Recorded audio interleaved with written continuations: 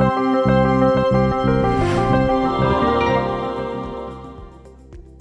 good morning all, I'm Karan Verma, I'm the co-founder and director at FARD Network Private Limited. Here's my story. So before becoming an investor, I'm an entrepreneur by heart.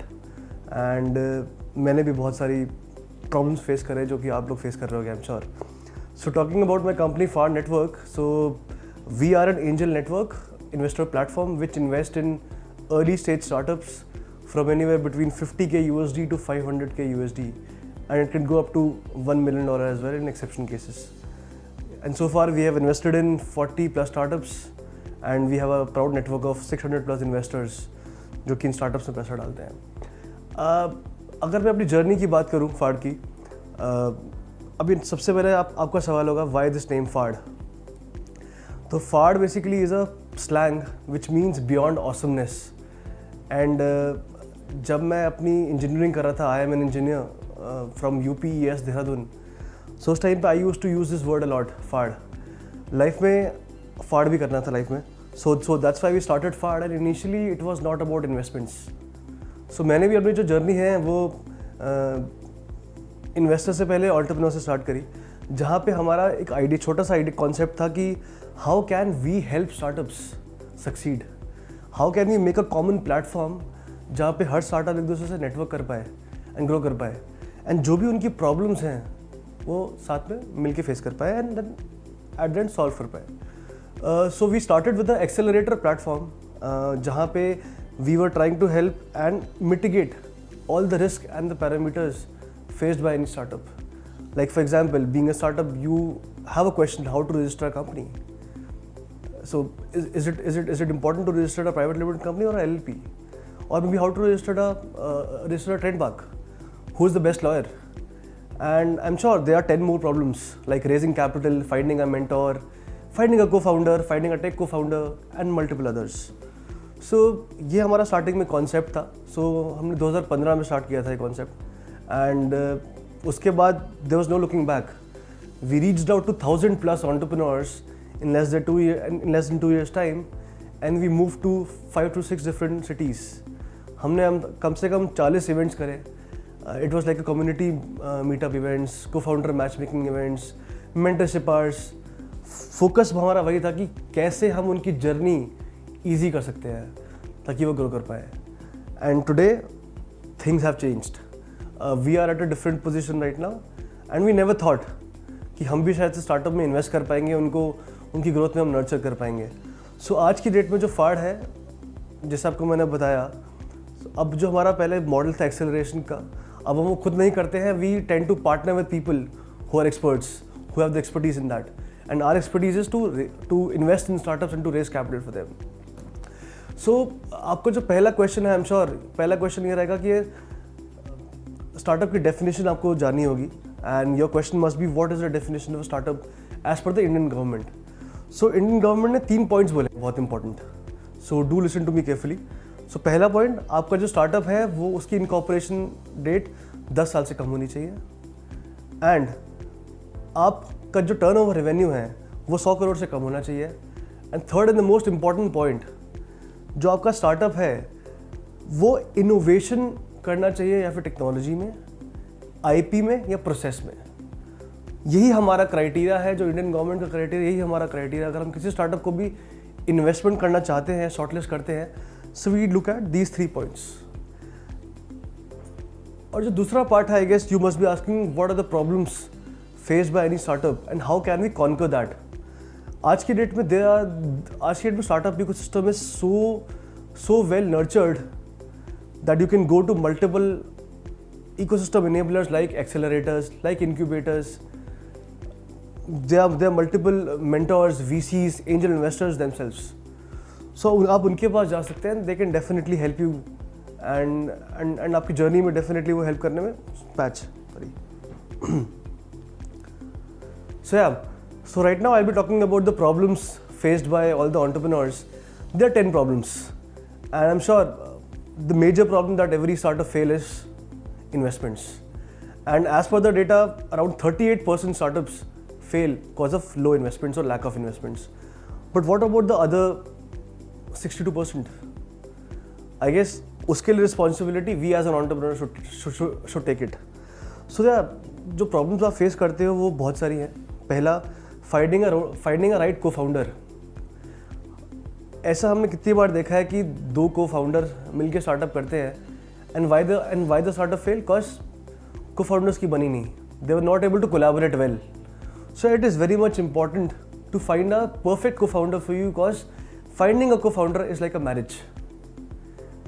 When you're finding a girl for yourself, आप पहले उनसे मिलते हैं and you meet them and you try to understand them कि आपकी जो synergy है वो मैच करे नहीं करे. Similarly, it's with the co-founders. You have to, and again, आपकी जो skill set है और जो आपकी co-founder की skill set है, it should resonate.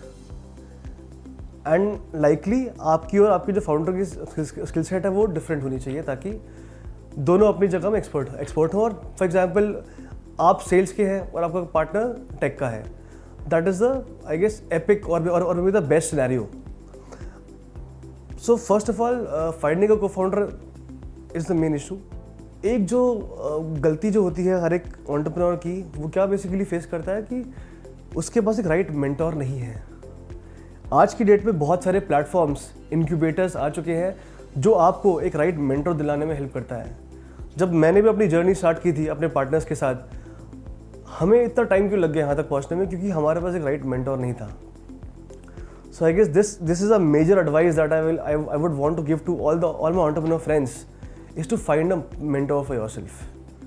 A mentor is a person who has got an expertise in that particular area and जिनके पास कनेक्शंस भी हैं, नॉलेज भी हैं, और जो आपको गाइड भी कर सकते हैं आपकी ग्रोथ की जर्नी में. Be it his expertise is all about investments, be it his expertise is all about technology, या फिर आपकी इंडस्ट्री से related. So finding a good mentor is a key right now. अगर आप देखेंगे तो a startup also fails, around 10 to 12% is the reason that he is not having a right mentor and a partner. So finding a perfect mentor and a partner is the key when you're successful. So coming to the point, I will be talking about the most faced problem by an entrepreneur, that is raising a capital, which is 38% of the whole scenario. So आपका भी सवाल होगा, आपका भी एक question होगा कि यार how to raise capital, when to raise capital, and for what to raise capital. So I'll start with when to raise capital. आपको पैसा तब रेस करना चाहिए जब आपको उसकी ज़रूरत ना हो. You should raise money when you are in the growth phase. Then definitely all the investors, your friends and family and the people who wants to support you would want to give you money. अगर आपका जो project है, फिर आपका startup है, वो आगे may be शायद चल नहीं पा रहा हो या फिर ग्रो नहीं कर पा रहा हो, तो उस टाइम पे कोई आपको इन्वेस्ट नहीं करना, कोई आपको फंड नहीं करना चाहेगा. And the soul reason is that why the people will support you when you are actually not successful or maybe failing. So I guess you should raise capital only when you are in the growth stage. And आपको सबसे पहला पैसा खुद का invest करना चाहिए, जिसे हम कहते हैं बूटस्ट्रैपिंग. अगर आप अपना पैसा इन्वेस्ट नहीं करेंगे तो आप किसी इन्वेस्टर के पास जाएंगे तो how will they give money to you? If they don't see any confidence in you, why the investor will support you? So that's why bootstrapping is very important in your investment journey. You have to invest your own money. Your partners, all the stakeholders of the company should invest money, reach to a point and then raise capital from outside. And जब second round raise करते हो अपना पैसा डालने के बाद, उसे कहते हैं seed round, which you raise from 3 F's. We say friends, family and fools. So जब तक आप अपने फ्रेंड्स, फैमिली या फिर जो आपको सपोर्ट कर रहा है उनसे पैसा रेज नहीं करोगे, तब तक I guess no investor, no outside investor और angel investor will support you और invest money in you. So that's the second round of funding, which is the seed round. The third round of funding is basically the angel round, जहाँ पे you reach out to the external investors like us, who are business entrepreneurs, who are successful business owners, family offices, or CFO level of executives, CXO executives in corporates. So these are the people who have the skill set and the money as well. वो आपको support भी करते हैं, आपका पैसा आप पे पैसा इन्वेस्ट भी करते हैं, then they help you grow with the network. ये हो गया आपका third round of funding, which is angel round. And then you reach out to the micro VCs and the venture capital sharks who would want to give a good chunk of money, जहाँ पे आप expansion mode पे होते हो. अगर आपने एक startup अगर आपको startup पूरा इंडिया में capture करना है and you are able to raise capital from angel investors and you're capturing a market, maybe for example a Delhi market. अगर आपको all over India expand करना है तो you have to reach out to the VCs. They are capable enough to give you millions of dollars of funding if you tend to grow in multifold and multi-direction. I guess next question will be, as an investor, what we look at when we invest in you or your startup. So definitely we look at innovation, technology, IP processes, that's for sure. But yeah, we look at 5 T's. So these 5 T's you have to take care of whenever you go to any investor. So the first T is team. At the end of the day, every investor, every person, every customer, I would say, is investing in the team, is giving business to the team. So likewise, the investor is also putting money in the team. बहुत simple से example है. अगर आप racing देखते हैं घोड़े की, वहाँ पे आप घोड़े पे पैसा लगाते हैं या जॉकी पे पैसा लगाते हैं? आई am sure everybody will be investing in jockey, right? Similarly the startup is the horse and the person who's running the startup is the jockey. So definitely as an investor, we look at the first T, that is the team. The second T that we look at is the technology. आज की date में अगर आप innovation नहीं कर रहे हैं, you're not innovating in your idea or concept, then definitely I guess you won't be able to scale up. And scaling up technology से ही हो पाती है. Without a solid tech, आपका मॉडल ना सस्टेनेबल हो पाएगा ना स्केलेबल हो पाएगा. अब छोटा सा एग्जांपल देते हैं. मान लीजिए आपने किराना स्टोर खोला. कहने को तो वो भी स्टार्टअप है, but as per the definition of a startup, that is actually not a startup, that is a business. And tomorrow if you innovate and if you maybe bring these kirana stores on a tech enabled platform, and it is a scalable model, and that kirana store can reach out to the millions of population in India, that is a startup, and that is a technology enabled startup which can definitely disrupt the market. Taking an example of Grofers or Big Basket, उन्होंने भी same चीज़ करी है. They took that kirana outlet to the map of India, and that is what every investor looks at. How your model is scalable by using technology. That's the second T that we use. The third T that every investor would look at is a traction. अगर I'm sure आप idea पे concept आप idea या concept पे तो funding raise नहीं कर रहे होगे.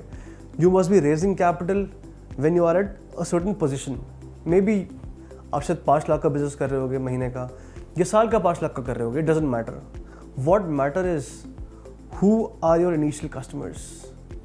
Have you found your initial traction or the customers for yourself or not? If it is a B2B business, क्या आपके पास कुछ enterprises हैं, कुछ companies हैं जो आपको सॉफ्टवेयर पे सब्सक्राइब कर चुकी हैं, या फिर अगर आप एक B2C बिजनेस हैं, क्या जो आपके पास इनिशियल कस्टमर्स हैं जो आपको पैसा देने को रेडी हैं and they're happy with your product? It doesn't matter if you have 100 customers or 1000 or 10, but at least you have validated that your model is scalable. And yes, you can attract customers because of a unique product. So that's the third T, which is traction. The fourth T that we look at, or any investor would look at, is 10x potential. If you're investing X amount, right now we are looking to take an exit going forward, maybe in the next 4 to 5 years, and to the scale of 10x to 20x or maybe 100x. So yes, अगर कोई भी investor आप पे पैसा डाल रहा है, they are not expecting a 20, 30, 40% exit. Yes, they are expecting at least minimum 10x return of the money they have invested 5 years back or 4 years back. So, for example, again taking the example of that kirana store, if we as an investor will invest in them, I'm sure we might not get a return of 20-30% every year. But yes, if it is a Grofers or a Big Basket, you know where they are right now. They have got a unicorn status. So by unicorn I mean they are valued at $1 billion. And I'm sure the early investors have made good amount of money while investing in them. So that's the fourth T, which would say 10x potential. The fifth T that every investor would look at is terms. अगर हम पैसा लगा रहे तो definitely we are not investing without getting anything. As an investor, they get on the cap table. They take equity in the company. So yes, we look at what valuation you are raising capital. क्या terms हैं investors के लिए, वो terms reasonable हैं, perfect हैं, is it good enough or not? So yes, I guess these are the 5 most important T's that every investor would look at, and you have to take care of being a startup entrepreneur. It doesn't matter you're from which part of the country. Investors invest pan-India, geography agnostic and sector agnostic. It's just that you have to be scalable and sustainable, and definitely every investor would look at passionate, solid. So I guess now it is very much clear what every investor would look at. But yes, there is a lot of effort, there's a lot of task that as an entrepreneur you have to pursue. So जो I guess आपका भी सवाल होगा कि investors को approach कैसे करें. It is very much important to go with the plan. If you are an entrepreneur, you want to reach out to the investors, अगर आप randomly उनको एक email लिख रहे हैं या फिर LinkedIn के थ्रू reach out कर रहे हैं, I'm sure अभी तक आपको reply वहाँ से नहीं मिला होगा. Yes, if you go with a solid plan and a pitch deck and a financial model, then definitely as an investor we would want to look at that. And also one small advice to all the entrepreneurs: go with the recommendation. Because being an investor, if you're reaching out to the investors, they're getting thousands of emails, messages, LinkedIn requests day in day out. But why they choose you, why they come to you? अगर आप किसी recommendation के through जा रहे हैं, maybe via किसी investment banker के, या किसी incubator के through, या किसी mentor के through, तो I guess that is a perfect strategy to reach out to the multiple investors or the investors that you are looking at or maybe targeting. अगर आप उन इन्वेस्टर के पास इन 4-5 लोगों के थ्रू जाएंगे तो शायद से वो आपको entertain करेगा, and yes, they might look at or consider your proposal. Or else, investors are the most busiest people because they don't have much time to validate or look at your business plans. अब आपको अगला सवाल है कि how to prepare these business plan. So yes, I'm sure it's very much important to take a professional help. Yes, you're an entrepreneur, we expect you to make these documents, make these business plans, presentations, pitch decks, but yes, don't shy away to take this professional help because you are good at your work and definitely these professionals are good at their work. So अगर आप एक solid business plan, एक solid eye-catchy pitch deck के साथ जाते हैं, which justifies the whole concept, then it doesn't matter. But at the end of the day, that is a good strategy to reach out to the people like us who are investors. So coming back to my point, जब मैंने बात की थी कि 5 T's के बारे में, so जो चौथा T था 10x return. So at the end, अगर me as an investor is putting money in your startup, so at the end हमें भी exit चाहिए. So we are investing money so to multiply our money as well. So एक investor को exit कैसे मिलता है, and being an entrepreneur आपको भी जानना बहुत important है.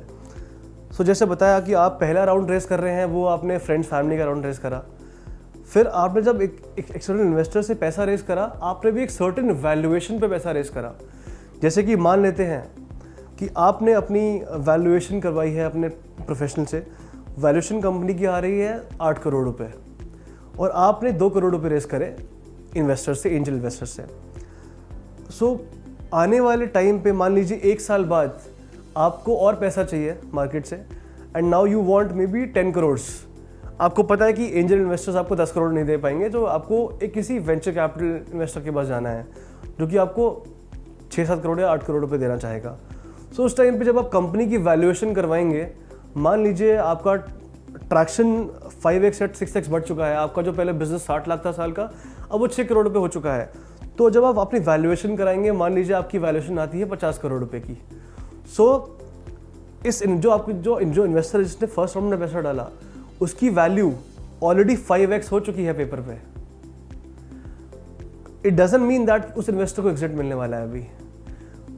इन्वेस्टर को एग्जिट तभी मिलेगा जब स्टार्टअप के पास लिक्विडिटी होगी पैसा देने के लिए, या फिर जो वेंचर कैपिटल फंड है वो चाहेगा कि नहीं, मुझे आपकी सारी इक्विटी खरीदनी है, you can give exit to the investors.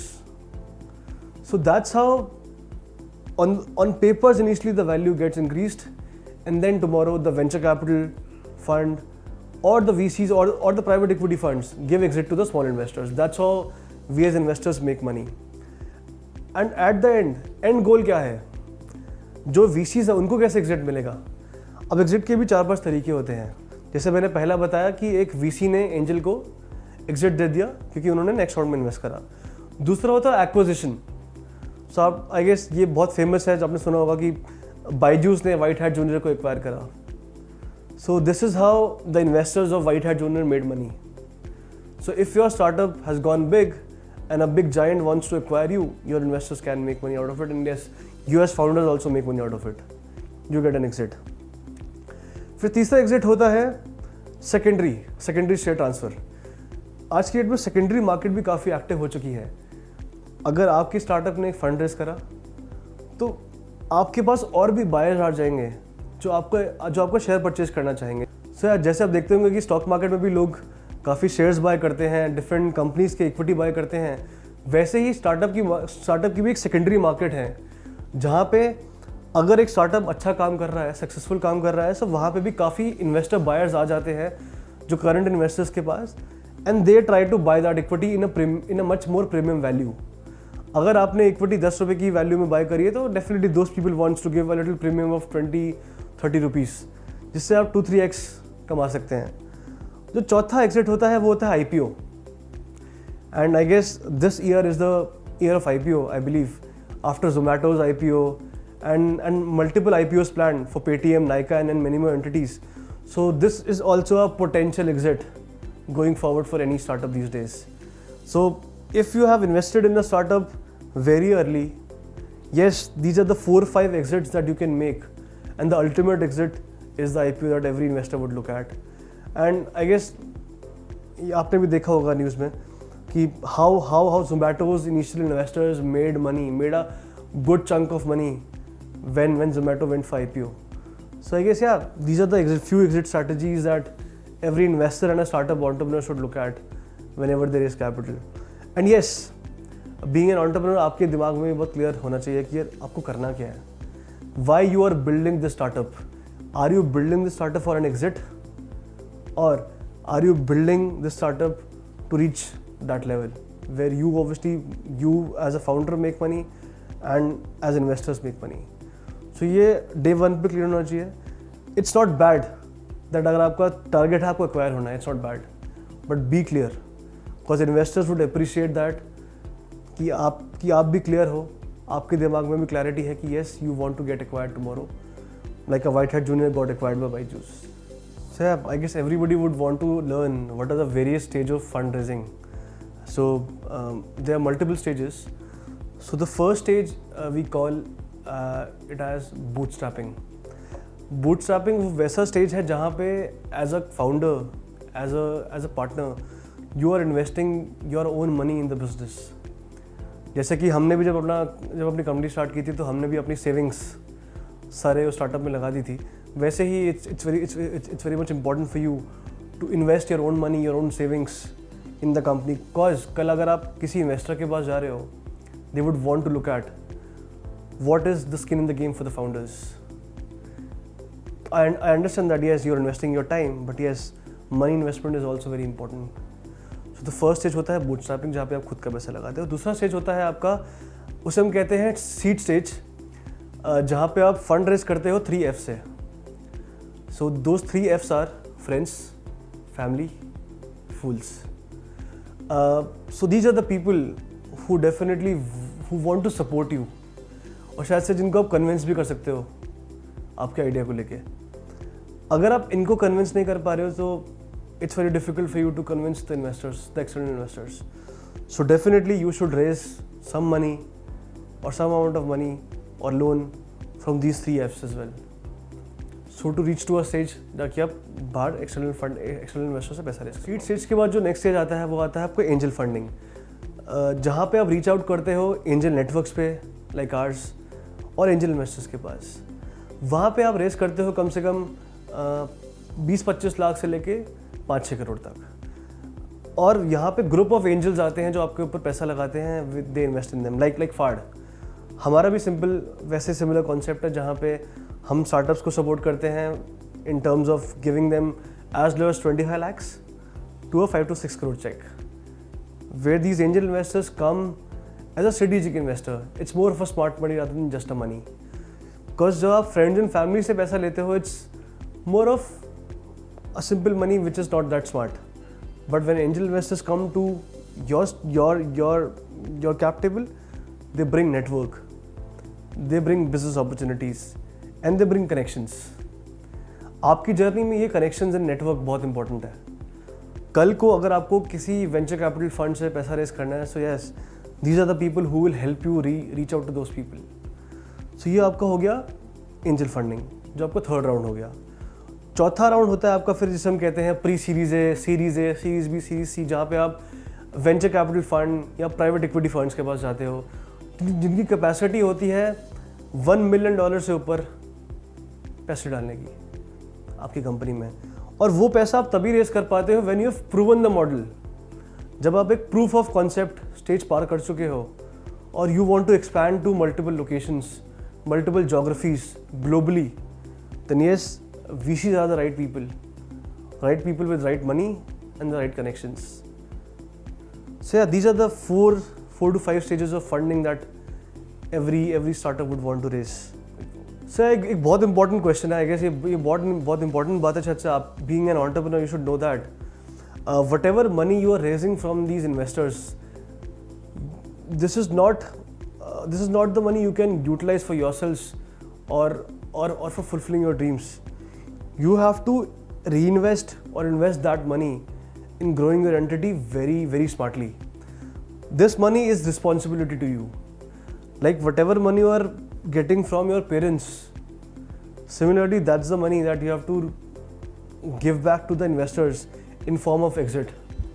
जैसे आपको मैंने बताया पहले exit के बारे में 4-5 तरीके हैं, तो definitely investors are expecting those types of exit from you.